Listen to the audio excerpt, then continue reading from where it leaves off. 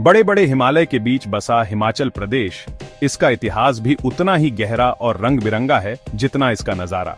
लिखे हुए इतिहास से बहुत पहले इन पहाड़ों में शुरुआती इंसानों के कदमों की गूंज सुनाई देती थी। पुरातत्व के सबूत बताते हैं कि सबसे पहले लोग इस इलाके की गुफाओं और घाटियों में रहे होंगे। राज्य के अलग अलग हिस्सों में मिली रॉक पेंटिंग्स हमें उनकी मान्यताओं और जीवन जीने के तरीकों की झलक दिखाती है। ये प्राचीन कलाकृतियां जानवरों, शिकार के दृश्यों और कुछ निशानियों को दर्शाती हैं, जो प्रकृति से जुड़ी एक जीवंत संस्कृति की ओर इशारा करती हैं। पुरापाषाण काल से नवपाषाण काल तक के बदलाव में धीरे धीरे लोग एक जगह रहने लगे, खेती शुरू होने लगी और उपजाऊ जमीनों के आसपास लोग रहने लगे। ये शुरुआती लोग पहाड़ी माहौल के हिसाब से ढल गए और खेती और संसाधनों के प्रबंधन के लिए अपने अलग तरीके बनाए। आज भी हिमाचल के पहाड़ी समुदायों की पारंपरिक जिंदगी में इन शुरुआती खोजों की झलक दिखाई देती है। कोल हिमाचल प्रदेश के सबसे पहले जाट निवासियों में से थे। उनकी मौजूदगी इस क्षेत्र के प्रागैतिहास के एक महत्वपूर्ण अध्याय को दर्शाती है। माना जाता है कि ये समुदाय, जो ऑस्ट्रोएशियाटिक मूल के थे, पूर्व से हिमालय की तलहटी में आकर बस गए। कोल मुख्य रूप से पशुचारक थे, पशुपालन में कुशल और चुनौतीपूर्ण पहाड़ी इलाकों में घूमने में माहिर थे।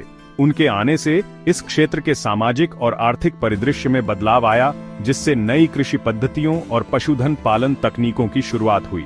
कोलों ने हिमाचल के विभिन्न हिस्सों में खुद को स्थापित किया, अलग अलग जगहों के नाम और सांस्कृतिक रीति रिवाजों के रूप में अपनी उपस्थिति के निशान छोड़े।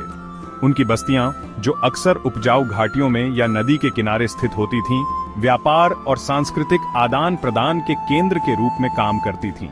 कोलों का प्रकृति के साथ गहरा संबंध उनके लोकगीतों, रीति रिवाजों और मान्यताओं में स्पष्ट है, जो अक्सर प्राकृतिक शक्तियों और देवताओं की पूजा के इर्द गिर्द घूमते हैं।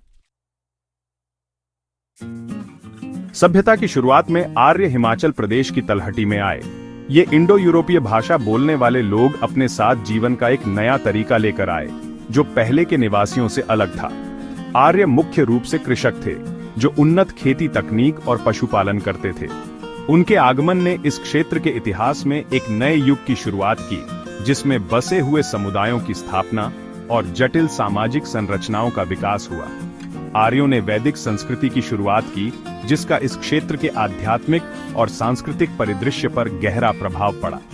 इस काल में रचित वैदिक ग्रंथ प्राकृतिक दुनिया के प्रति आर्यों के सम्मान और जीवन और अस्तित्व पर उनके दार्शनिक चिंतन को दर्शाते हैं। इन ग्रंथों में वर्णित अनुष्ठान, भजन और प्रथाएं इस क्षेत्र के सांस्कृतिक ताने बाने का अभिन्न अंग बन गए, जिसने आने वाली पीढ़ियों को प्रभावित किया।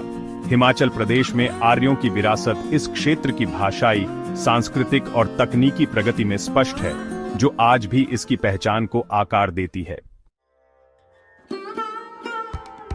हिमाचल प्रदेश का समृद्ध इतिहास पत्थरों पर खुदा हुआ है और गीतों में अमर है। प्राचीन रॉक पेंटिंग और नक्काशी से लेकर पीढ़ी दर पीढ़ी चले आ रहे लोकगीतों और कहानियों तक, इस क्षेत्र की सांस्कृतिक विरासत इसके जीवंत अतीत का प्रमाण है। शुरुआती निवासियों से लेकर आर्यों तक हर युग ने अपनी छाप छोड़ी है, जिसने हिमाचल के इतिहास की विविध और जटिल टेपेस्ट्री में योगदान दिया है। हिमाचल प्रदेश के मंदिरों और मठों में पाई जाने वाली पत्थर की नक्काशी और स्थापत्य चमत्कार इस क्षेत्र के ऐतिहासिक और सांस्कृतिक विकास के मूक गवाह हैं। जटिल डिजाइनों और रूपांकनों से सजे ये ढांचे अपने रचनाकारों की कलात्मक संवेदनाओं और धार्मिक मान्यताओं को दर्शाते हैं। हिमाचल प्रदेश के लोकगीत और मौखिक परंपराएं इस क्षेत्र के इतिहास को संरक्षित करने में समान रूप से महत्वपूर्ण हैं। ये गीत, जो अक्सर त्योहारों और सामुदायिक समारोहों के दौरान गाए जाते हैं, भूमि की प्राकृतिक सुंदरता, इसके मिथकों और किंवदंतियों का जश्न मनाते हैं। ये मूर्त और अमूर्त विरासत तत्व मिलकर हिमाचल प्रदेश की पहचान की नींव बनाते हैं।